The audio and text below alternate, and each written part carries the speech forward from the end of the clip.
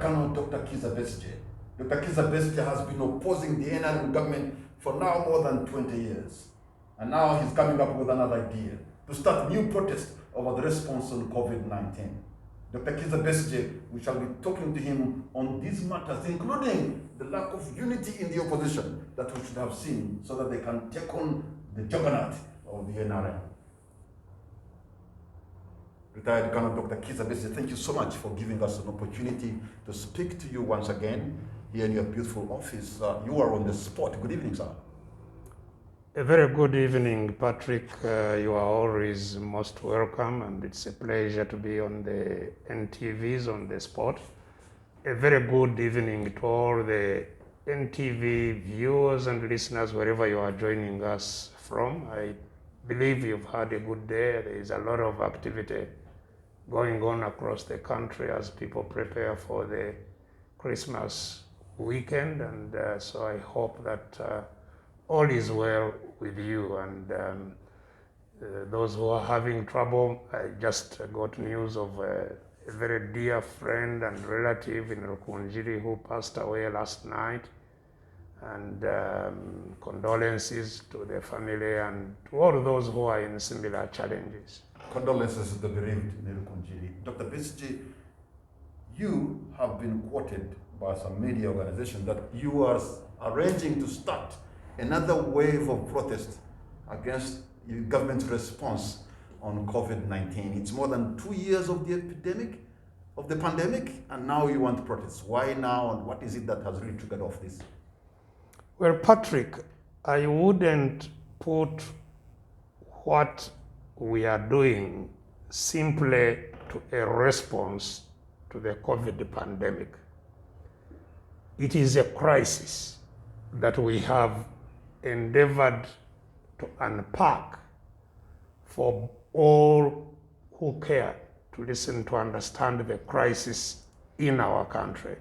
A very deep and ever intensifying crisis that I am sure you experience living in Uganda and that most Ugandans experience. Now, this crisis has for sure been accelerated by the COVID pandemic and how it was responded to in our country. But it must be understood that this is a crisis that has been, building for quite a long time.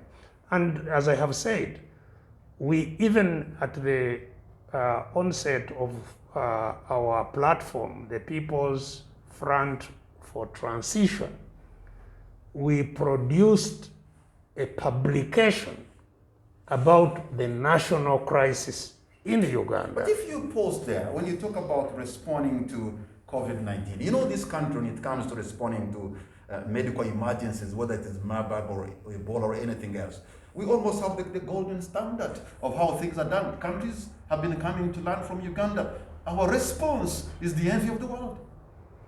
Well, for those who simply don't live here, they may consider what you are saying as something but serious. There are numbers to show, Dr. Besigye.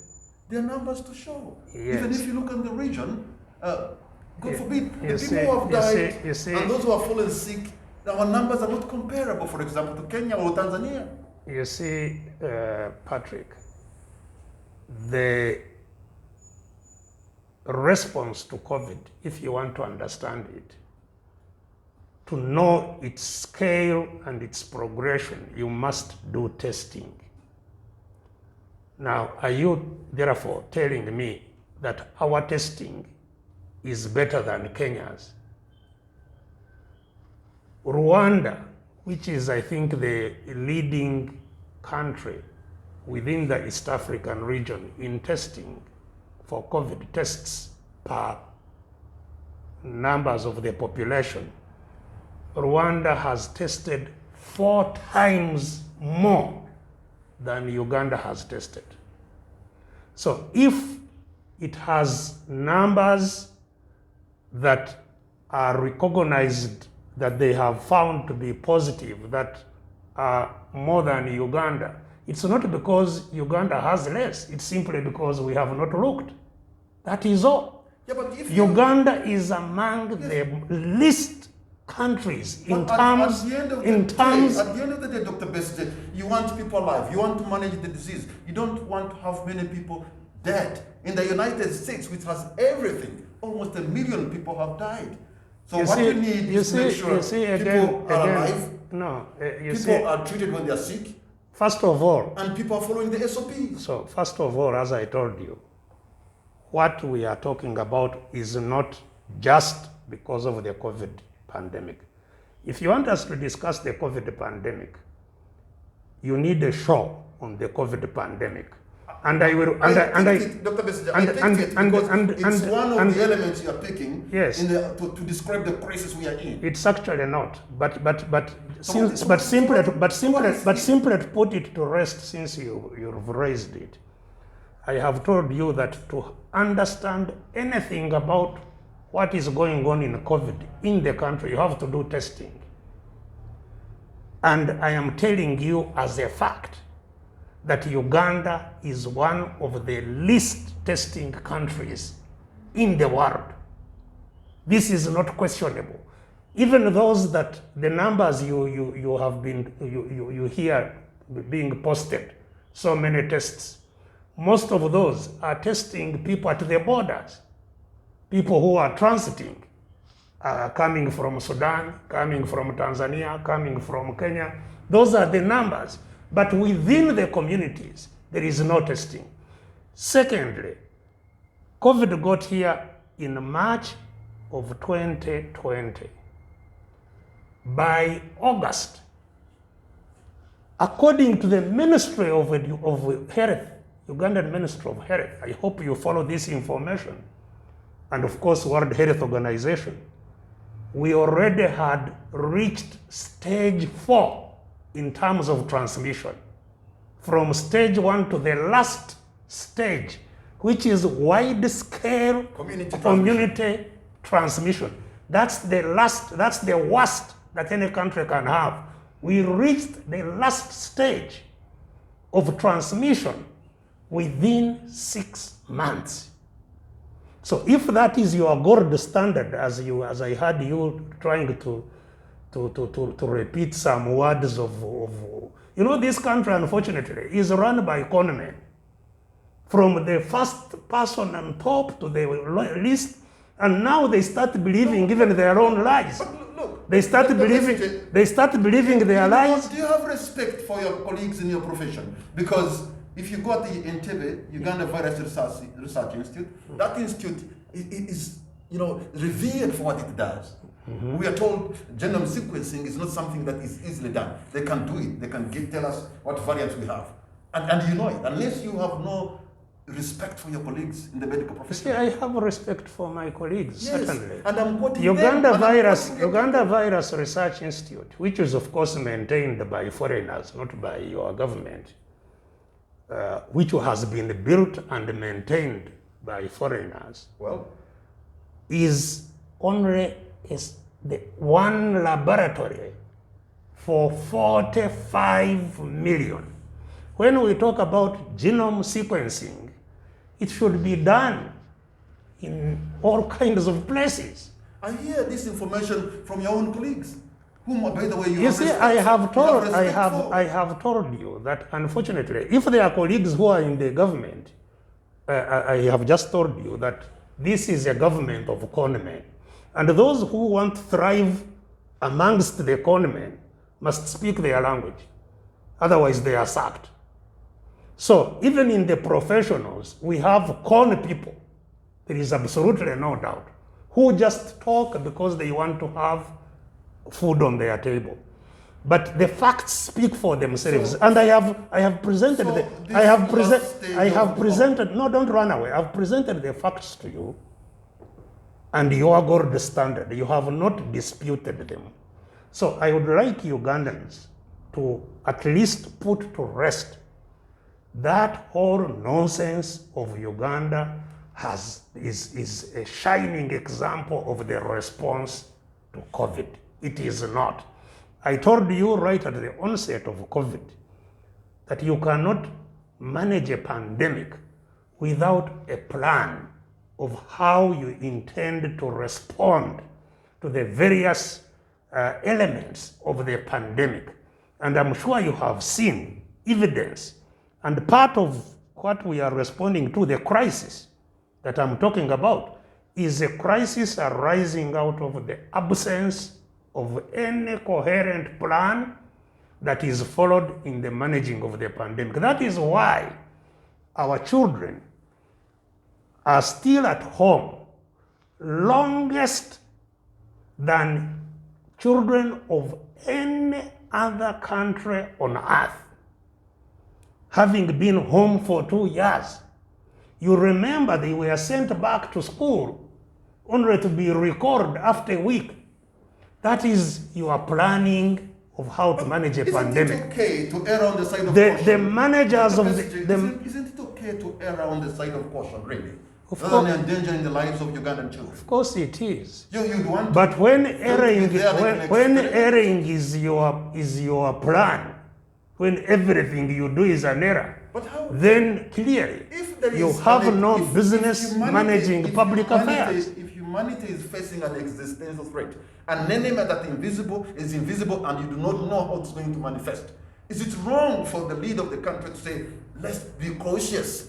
At least we err on the side of caution to save lives. You see, the pandemic is not something you speculate about. It is driven by science.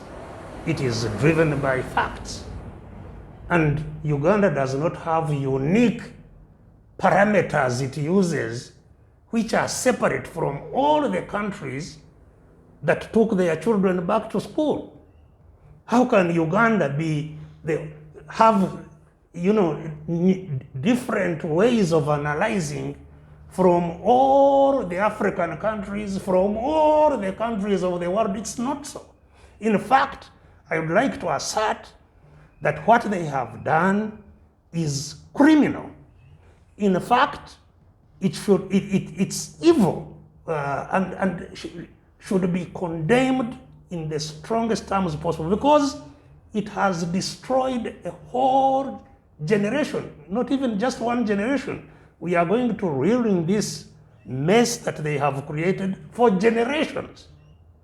And that includes generations of your own children. So this is not a matter that we should, just talk about casually as if we are scoring political points. This is not about political points. This is about survival of a country. But in the second wave, people really died. People really fell sick. In the event that you have no medicine and you have no vaccine, what could a country have done to protect her children? Well, as I said, really, if we want to talk about COVID, we can have a whole show, and I will tell you. I just want to move on to another because... No, but since you have said what could they have done to save lives, everybody knows that there was a hell lot that could have been done to save lives. Even the most basic, to provide information. I'm sure you know that most people up to now actually do not know the full information that is available everywhere on COVID.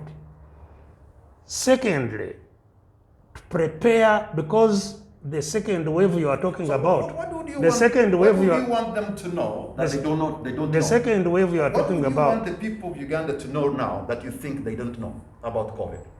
And Well, maybe it is just an exclusion of you in the medical profession and those who are a bit knowledgeable. No. You see, if you want to give public information, you craft it, you design mechanisms through which that information will reach the public.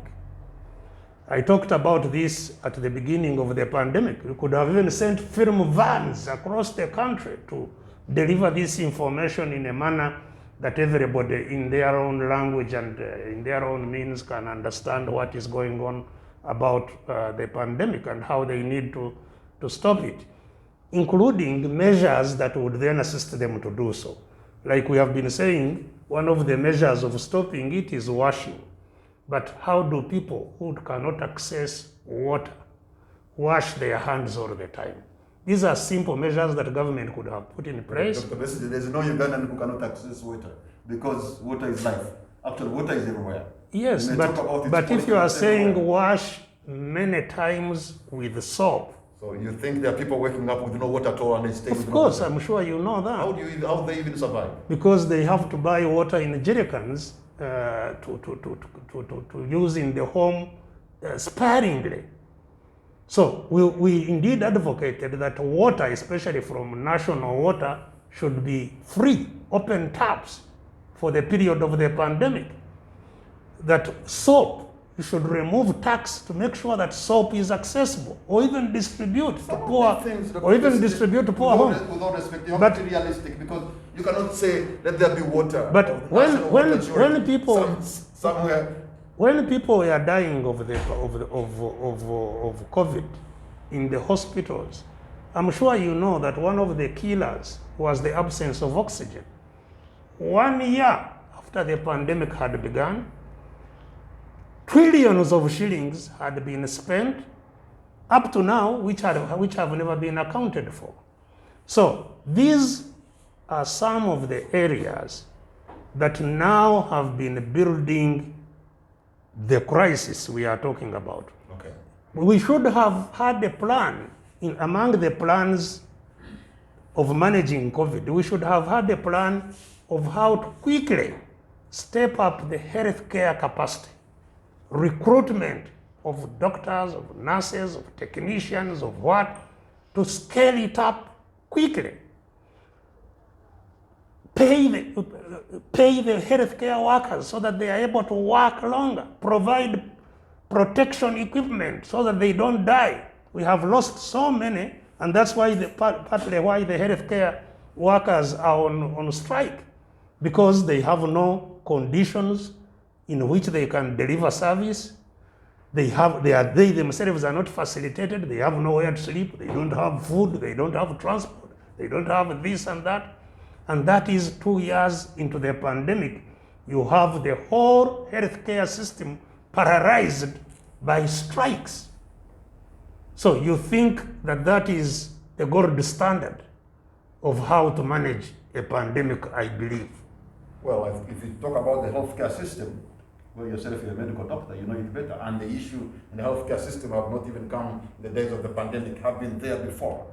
And I'm sure this government will struggle with them and perhaps any other government. But we want to move on now deeper into the crisis that you see and the crisis that you want to respond to this country. Because some people say, look, we are buoyant. Yes, this crisis, as we described it some months ago, can be summarized as a crisis of failure to thrive. FTT. Failure to thrive. Simply, the greatest majority of Ugandans can't cope. And we have broken this down as to people to understand this crisis. But for the current situation that we are talking about that must be resolved immediately, we talk about the healthcare situation, because one of the biggest drivers of poverty, of suffering in the whole country is the absence of healthcare and the cost to every Ugandan of maintaining their health when they become sick. This is a huge, huge crisis for our people. In fact, even when you hear me announce so-and-so has died, and I'm sending condolences, most of the people that are dying should not be dying at all. They are dying simply because of the absence of care. And, this has gone, as I have been saying, to the extent that now the whole healthcare service, the system, is really paralyzed. And that's why, if interns, the people who are doing their specialization, who manage hospitals, the ones they call senior house officers, if they go on strike even for one day, that means huge losses in terms of the health provision of the country. Now, they have been striking, and it has been, unfortunately, again, largely by misrepresentation within the media, that the main concern of healthcare workers is their pay. That is important, of course, because people who are motivated, who are healthy themselves, can provide service. But it is far more than that that they are complaining about. Healthcare workers are actually traumatized. Some become sick because of being in situations where they see suffering patients, that they know what is going on with them, that they have the capacity to help, but have nothing to use to help them. Hold on to your point, retired Colonel Dr. Kizza Besigye. We're going to take a break, and on the spot, we'll be right there. Welcome back. You're watching On the Spot. My name is Patrick Amara. My guest tonight is retired Colonel Dr. Kizza Besigye, who is now trying to respond to the crisis that he sees in our country. Dr. Kizza Besigye, I've had an opportunity to follow you for the last maybe 19 years. And I've seen, in most cases, you talk about something big is happening. There's a crisis. There's going to be a tsunami. It's doom and gloom, but we move on. We soldier on. I mean, people watching and listening to you now will be saying, there he goes again. Well, I believe that if what I'm talking about does not exist, is just the figment of my imagination, then it should cause nobody any sleepless night.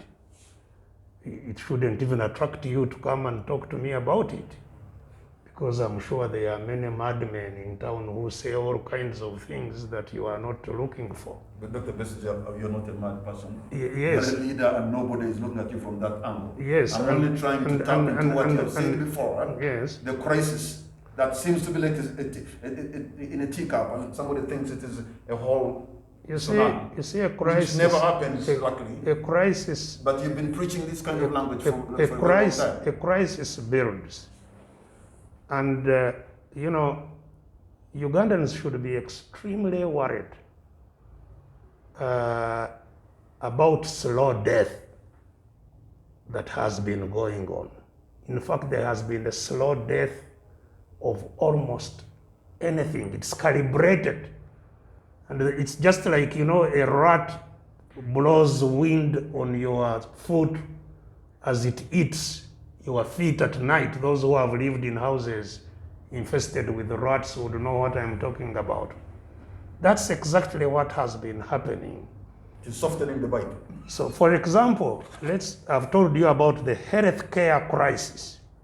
The healthcare crisis has been building. It's now such an enormous crisis that you cannot solve it by tinkering at the edges. That's why, even when they said they have released the money for health, for interns and other people to go back to hospital, then the laboratory technicians came with their own demands.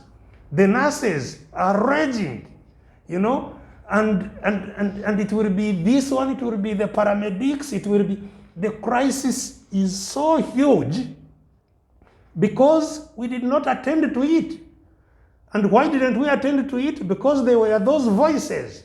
They are telling lies, this is not so bad, we are actually doing very well, because this regime, what it uses to soothe people as it creates the decay in our system is misinformation. And that's why they invest, in fact, heavily. Rather than invest in people, they invest in deceiving them. You know, Uganda has been ranked the happiest country in East Africa, according to the World Happiness Report 2021, released by the UN Sustainable Development Solution Network. It is legit that in East Africa, this country and the people of this nation are the happiest. So the medical people are happy? Well, the No. aggregation of You the see, entire population. I told you that what the Conmen who manage these countries invest in is lying. I've just pulled a data, some statistics that. Whose statistics? Well, I'll read it for you. I can read it for you again because it's right. Whose? Let me read it for you again.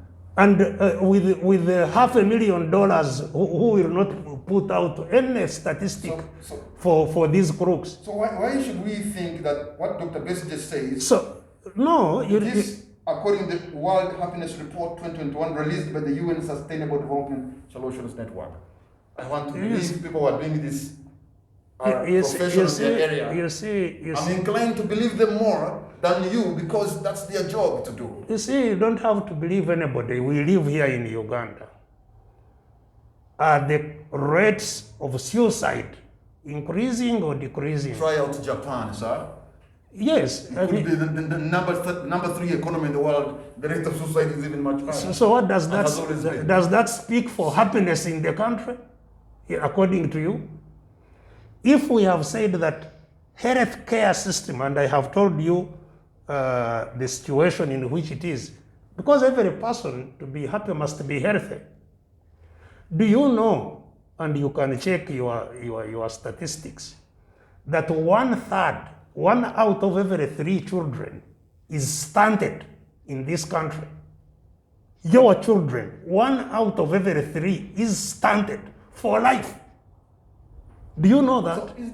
So is that a measure? Is that a measure? Dr. Besige, for a country that has the biggest percentage of East Africa's arable land here, for a country that has water with fertile soils and everything in our favor, if the parents of Uganda do not produce food for their children, should that really be a big blame to the government? No, but God has given everything. Even before we talk, everything is in our favor. Even before we talk about whom to blame, does it sound to you like a crisis? If it is like that, because that is where we have to start. I'm telling you, there is a crisis. We can talk about what brought the crisis. The first thing to recognize is that there is a crisis, and yes, public management is critical for dealing with lives and how they improve in a country. Let me tell you that the British colonialists, whom we fought very hard to send away, had a system to ensure that every home has food reserve. These crooks who are running our country now, saying they liberated Uganda, liberated what? Do we have any food reserve at any level, whether at the home or at the country? But you also know that those days, people in Rwakabengo or even in the village where I come from, Ongezi, had to go to dig by force. Is that what we should do? What I'm saying is that government intervention can deal with issues of hunger or issues of people having food. Policy of government is critical. People's livelihoods are impacted by what kind of policies that are and investment that is made. So you find that, for example, environmental degradation, it's not something that every home is going to manage. It's a public policy. And if you don't manage the environment, then there is soil erosion. I want to agree there's environmental degradation. I want to agree there is because I see it, the forest cover is depleted in Uganda. But I also want to know from you, what can be the alternative for energy for cooking for Ugandans? Because the most important issue that is causing forest cover depletion is because we are cutting the trees so that we can eat and survive. What can be the alternative that is affordable and manageable in Uganda? Oh, there is a lot. Because I can imagine you're going to have dinner prepared using charcoal. Yes, there is a lot that we can do to definitely overnight even. I want you to tell Ugandans watching right now, those who are going to have dinner, maybe those who are going to have breakfast tomorrow, what can be the alternative for them to get off charcoal? Because 99% of Ugandans are going to have dinner tonight. Probably that dinner will be cooked either using charcoal or firewood. What is Dr. Besigye's alternative? You see, this is what I was telling you that we are. What is the alternative? This is why I said that we are in danger. Because what makes a country move is knowledge. I agree. What creates products that provide solutions is innovation from people who have knowledge. If you have destroyed the process of building knowledge in a country, as we have, and this is why I said that keeping children away from schools for 2 years is the biggest crime possibly that any regime can do on its people, because that is what deprives people of knowledge. So if we had been building knowledge all this time, building capacity, there is absolutely no reason living on the equator that we cannot use solar energy developed by ourselves to provide energy for our people. There is absolutely nothing that stops that. You will never exhaust the amount of free energy that is generated by the sun. We have immeasurable amount of river energy that can be harnessed, and harnessed cheaply. Bujagari Dam, which was built with $1 billion plus, could have built 4 Bujagari dams. We could have been generating 4 times the amount of power we are generating from Bujagari, because the government stole the money. That's why we have one miserable Bujagari that does not even function to capacity. Everybody could be using cheap hydro power because it's available. But the best you think in those villages in Natuku, in Chawente, in Mwenge, people can be using, hydroelectric power in their small little huts to cook food? Of course, absolutely. That's what should be happening. Absolutely. And they shouldn't be living. They wouldn't even be. They wouldn't even be living. You see, your mind is completely trapped. No, because you are looking at them living in huts where they are providing the electricity. Because I know even the elite. I wish you could see in your kitchen. You could be using charcoal. That's what I'm saying. How do you even think about it? It's more.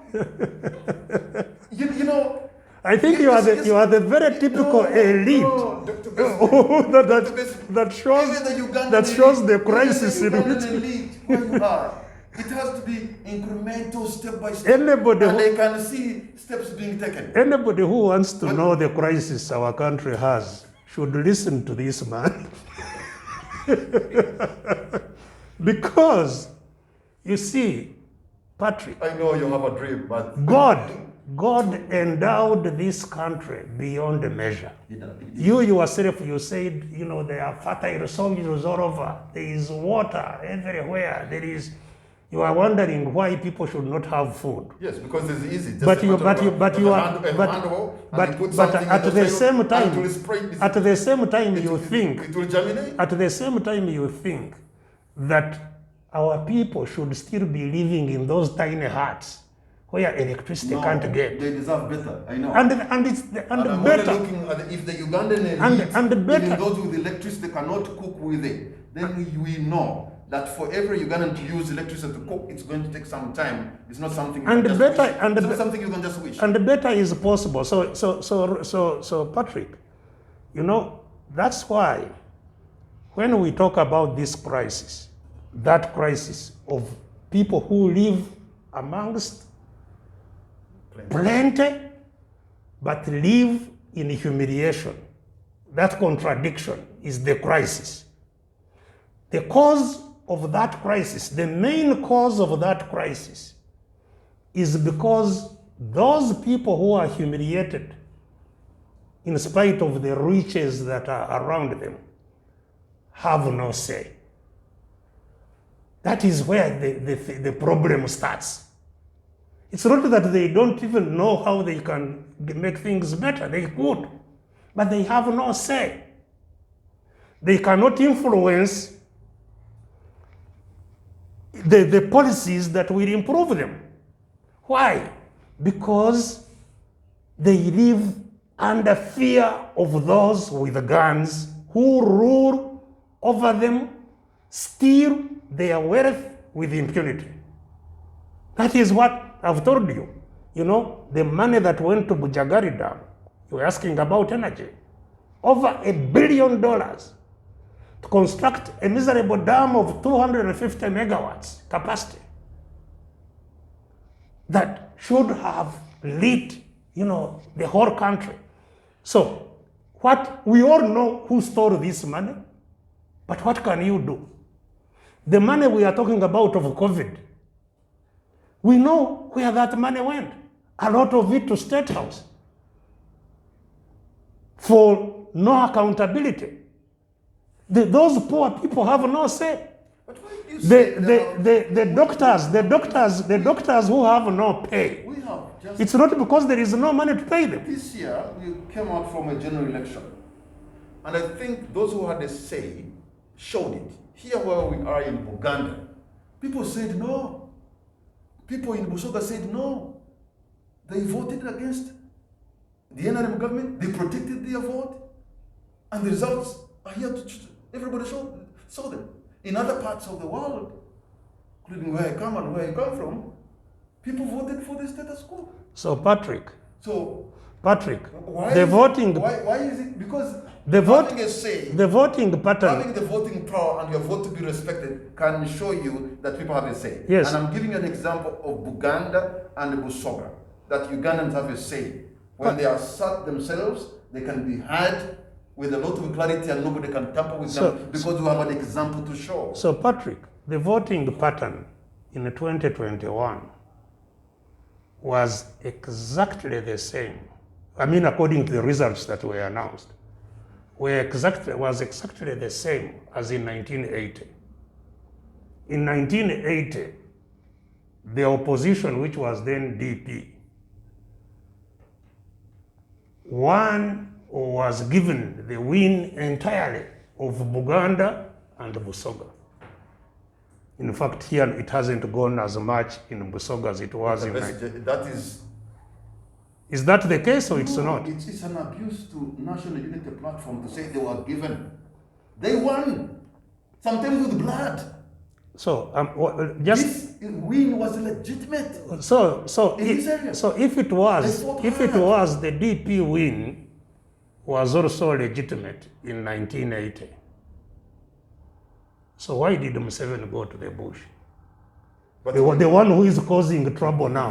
Why did he go to the bush? How can you even ask that? Yet you are his lieutenant. Yes, because I know the answer You myself. even sustained him in the bush. I know the I'm not answer. going to answer that question because you know better. No, you are the cabal of the 1980s. You see, you have to answer because you are the, as I said, But you are part you are of, the crisis we want to solve. you are part of that cabal. Really You should not ask me the question because you followed the man into the bush. In fact, you actually swore to follow him even up the gates of Ayala. So- you went with him. So Patrick, since independence, no leader has entered State House because people's voices have lifted that person to the office. No leader. Mr. Museveni did not get to State House because people had lifted him through their voices. He was a candidate in 1980. I was his supporter. he didn't even recover his deposit. You know, he got insignificant number of But votes. still you followed. Anyway.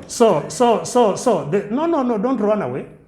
So no leader has ever become a leader because of people's voices.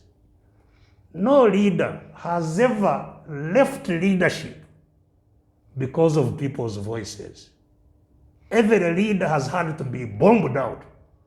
Every leader has had to bomb themselves into office. That is why I say people have no voice. Because if you have never brought anybody into office, you have never taken anybody from office, why would those in office do your will? Why would they give you service? And indeed, you have heard Mr. Museveni himself, with his own lips and mouth, say that he is not a servant of anybody, that he is serving his children and his family and his ideas. And, you have seen him being dismissive. For him, he has earned everything he has. He doesn't care about anybody. Quite frankly, most politicians are actually minding their own business. I think he was just being brutally honest. He's for himself like many other politicians. Fine. So that is why the crisis we are in is a problem. That's where it comes from. That's why our children don't have education, because he's indeed educating just his. That's why everybody's business has collapsed, and nobody is caring. People's livelihoods have been destroyed and nobody is bothered. That is what we must solve. That's why we have no health care in the whole country and nobody is bothered, and we must solve it ourselves, not the government. That's why local governments in this whole country are bankrupt, and therefore they cannot provide services even if they wanted to. They don't have any money. For all these to be realized, Dr. Bestie, there should be a coherent message coming from all those forces of change, speaking together, pulling in the same direction, so that maybe you can build the numbers and we can have some civic competence among Ugandans that can cause the change you say we deserve. How come you seem to be in disarray? You see, first of all, as I have explained many times, you will never have a convergence of minds amongst everybody. It will never happen. Even in a family, you cannot have everybody agree entirely on everything. So what is important is the population which is in this crisis. It's the population in the crisis. It's the population anxious to get out of the crisis. So they should listen to all the voices. Ultimately, the population will get out of the crisis by their own action, not by the action of the leaders you are talking about whose voices are incoherent. It is the population to be able to take coherent action and to overcome their adversity. And they normally do. The population is not blind, is not deaf, is not unreasonable. They normally will discern what is in their interest and they will galvanize around it and solve their problem. That is even how in the war we fought before we knew that, we had chameleons. There were many fighting groups, but the population listened to which fighting group was articulating their interest and organizing effectively to deliver it. And they rallied around that and And that's how the war was won. So even now, that's why the call we make is not so much to other organizations, but to the population. To say, by the way, first of all, understand the crisis. This is the crisis. This is what needs to be done to get out of the crisis. You have to rally together to make sure that this is done. And we have also said that change is not likely to come because your voices have been heard. No.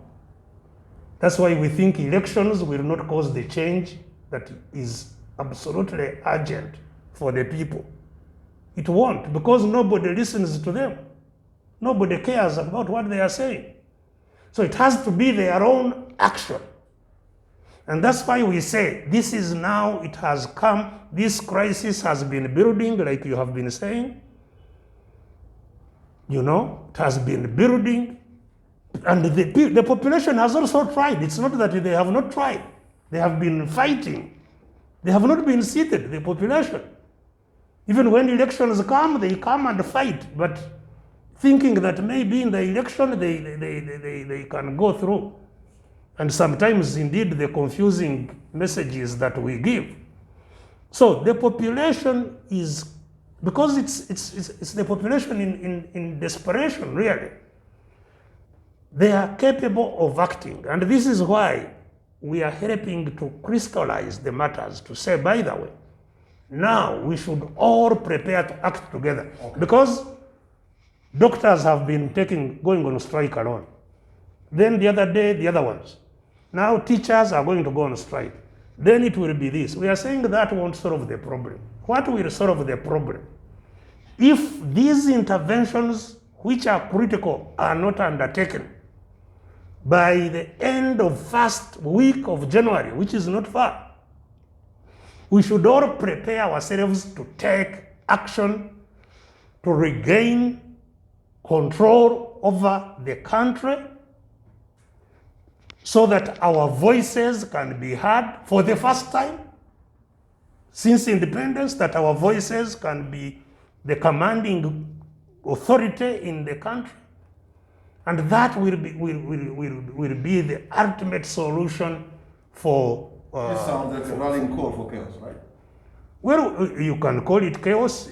Of course, it can be characterized in whatever way. It's a rallying call for change that empowers people. Okay, hold on. Your point, retired Colonel Dr. Kizza Besigye. He's saying that Ugandans are capable of acting, but what action will they take? We'll be right back.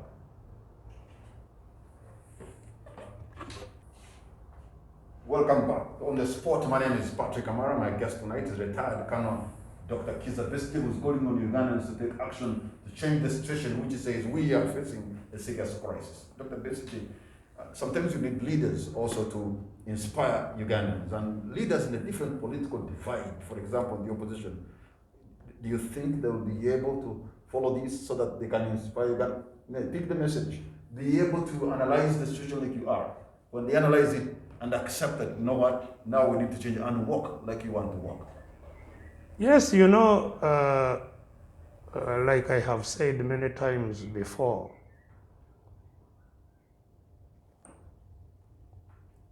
experience teaches us, you know. In 2001, 2006, I did not know that if we mobilize enough, that we would still not be declared winners.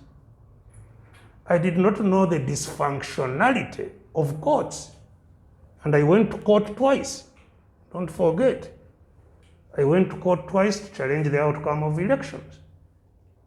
I participated in the elections and gained knowledge about what goes on. And that's why after 2011 elections, you know, I said, no, based on what we have seen, we have to change course. Because, if, like they say, if I slap you once, it could be an accident. If I slap you twice, maybe it's a coincidence. But if I slap you 3 times, then surely there must be something now seriously wrong, and you can no longer take it lightly. So after the 2 times, when we reached the 3rd time, we always hold reviews to review what happened in the elections. So on the 3rd review, we said, no.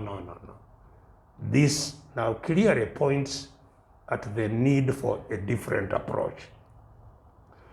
And but that didn't stop you, because you're talking about 2011, to offer your candidature again 4 years later. Yes, you see, but with what message? Because if you listened to, it's not just a candidature. If you listened to what I was saying in 2016, I was telling people I have not come to ask you for votes, because I had come to the conclusion indeed that they did not have any votes. So I came and told them, by the way, I have not come to ask you for votes. You don't have any votes. You have no voice. You have no say.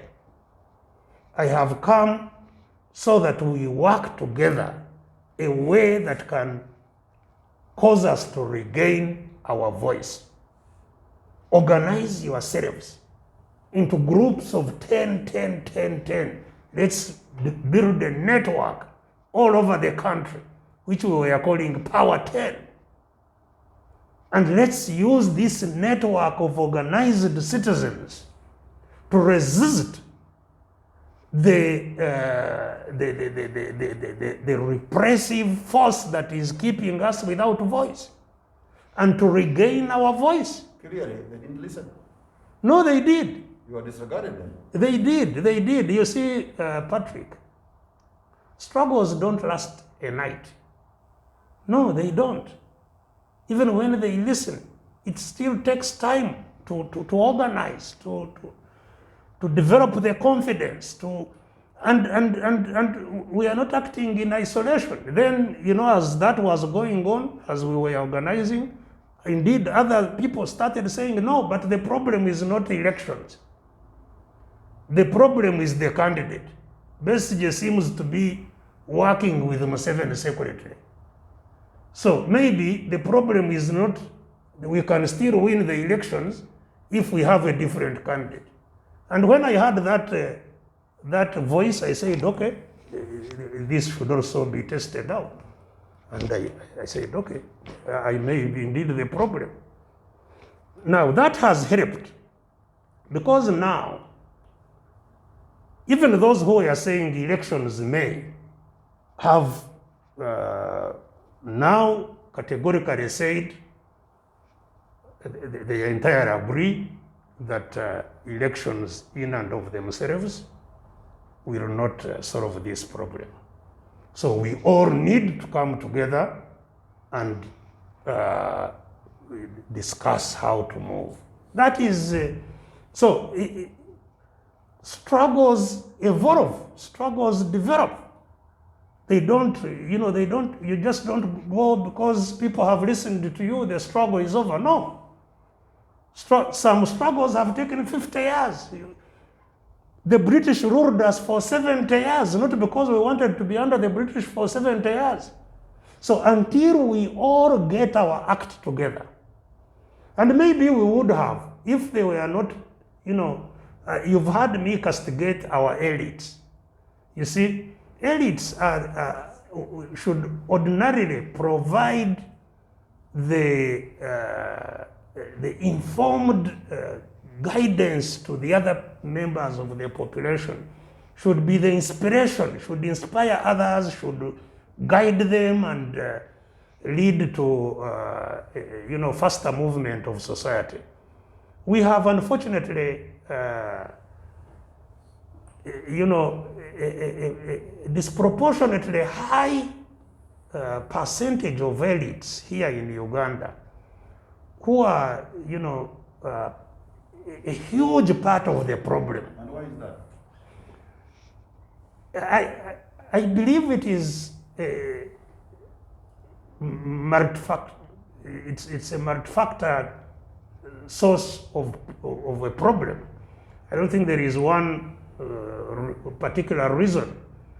Part of it is certainly the type of education that our elites have had, which is colonial education that was preparing them to serve the British, not preparing them to be masters. We have largely maintained that education. And that's one of the things that we must really resolve. In resolving the education crisis, we must resolve the education content. What type of education our children have? Is it education that makes them innovators, that makes them thinkers, that makes them producers of new products, of new ideas, of new methods? Or is it methods of just assisting thinkers, which the colonial education was? So whatever source. You say Ugandans have been oppressed for so long. Ugandans are in a crisis. Ugandans are hurting. So what will it take for the Ugandans to get some kind of anger? Should I even call it holy anger? Is it going to be an epiphany of every Ugandan say, this is it, this is the time? Yes, and you know, as I have said,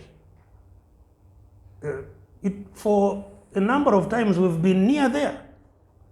So 3 things we have pointed out which are critical. One is to have a critical mass of people who understand the crisis, who are determined to deal with it. How do you get them? Information. And part of the reason I indeed welcome your invitations to speak through your airwaves is so that more people can hear that. So people through, and that's why, of course, the regime also works over time to make sure that people don't get information. That's why they will not allow meetings. That's why they throw us off radio stations. That's why they will obstruct any attempt to communicate to the population directly. Information to the people is one way, so that you can have people who understand. That is the most important, that you have informed people who are determined to change their course. Secondly, is that they have to be organized, because whether they are determined to have change, unless they can act together, speak together, it will not happen. And as I have said, not everybody, but a critical mass of them. So building organizational competencies and rallying points around the population, which is why I told you we are building those power tens, that in every area there are people who are connected to each other, who are all sharing information and ready to act together.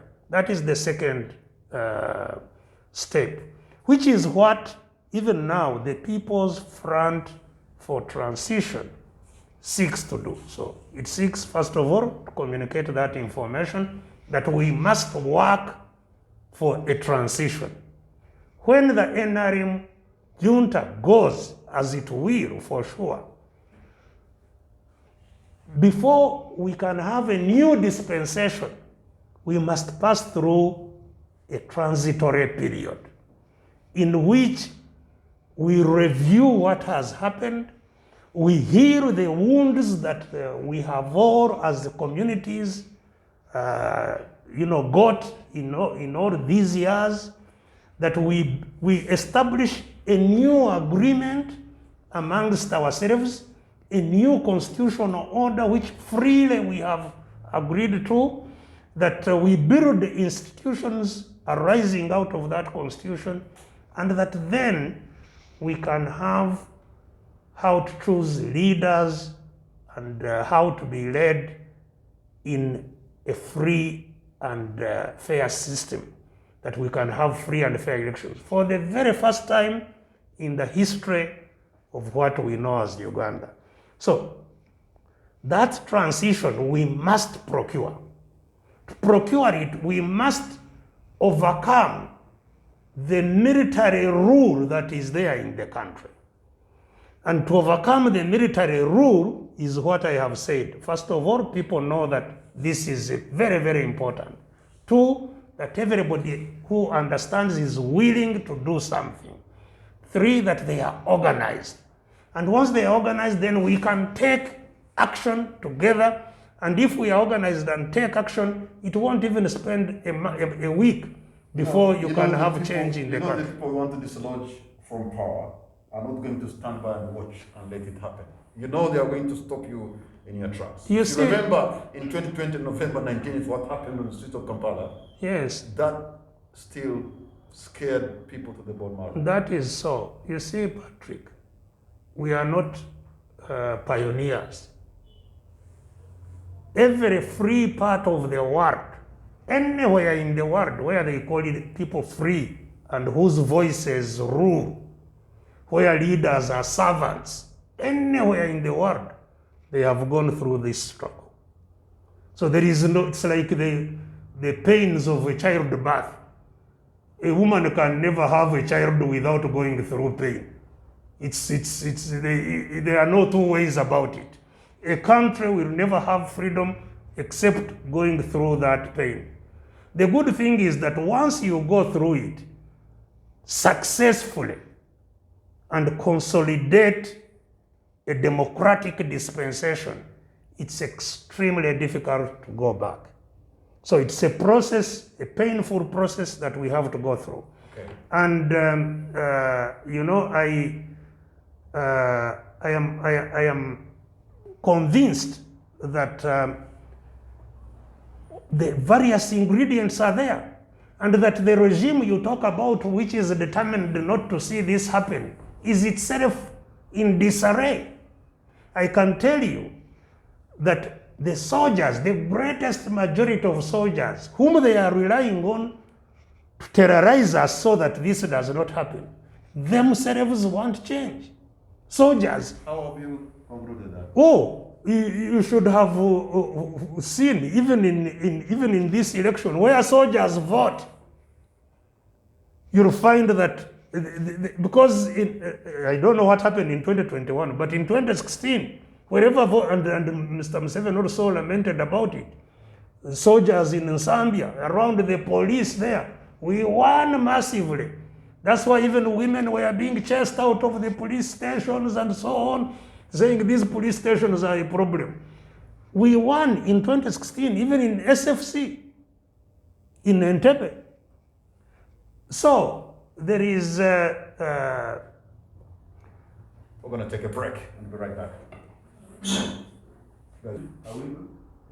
Yeah, so this force you are talking about, which won't let us get what people want, is not a strong force anymore. And that is thanks to the struggles the people have, gone through all these years. It's been you see, this struggle of the people, which does not use guns, is a guerrilla war. It's slow attrition. So we have been causing slow attrition on the regime. The soldiers themselves you see around, you know that, with the guns and so on, they want change even more than the ordinary people. And so if people become organized, what happens everywhere in the world is that soldiers join the people. All right. And that is about to be seen here in Uganda. Okay, retired Uganda, Dr. Kizabezi, I want to thank you so much on this 23rd day of December. Well, Ugandans are going to celebrate Christmas and, of course, enter 2022. What's going to be your message in very brief? I know what you've been saying is also the message, but if you can... Yes, but Patrick, you see, the country, Uganda, is going through a period that is very similar to the period of the Roman Empire when Jesus was born in Bethlehem. That time, the Romans ruled over Jerusalem, and there was a lot of terror. People were all forced to support the Romans. The judges were behaving like the judges we see here. In fact, that's how Jesus was sentenced, even though he had not committed any crime. The religious leaders were corrupt also. That was part of Jesus, of the mission of Jesus, to fight against the corruption within the synagogues and the Jewish faith. So the times are reflective of what happened then. And the struggles, therefore, that the people of Uganda are going through should be inspired by the struggle of Jesus Christ, the mission of Jesus Christ, fighting for the poor, for the marginalized, for those who had no voice. And eventually, even though he was killed, today, Christianity is the biggest, Jesus Christ has the biggest number of followers in the world, standing now at 2.5 billion. Although, he was humiliated and killed on the cross. So Ugandans should be inspired to continue struggling for justice like Jesus' mission was. I wish you, all of you, a Merry Christmas and a Happy New Year, in spite of the very tough challenges that we are going through. God bless you. I want to thank you so much, retired Colonel Dr. Kizza Besige, is telling us that we are actually living in the biblical times of the Roman Empire, where the priests and the judges were corrupt. But we know Uganda is a country of had our tumultuous past. We are a very resilient country. We're a good country with good people.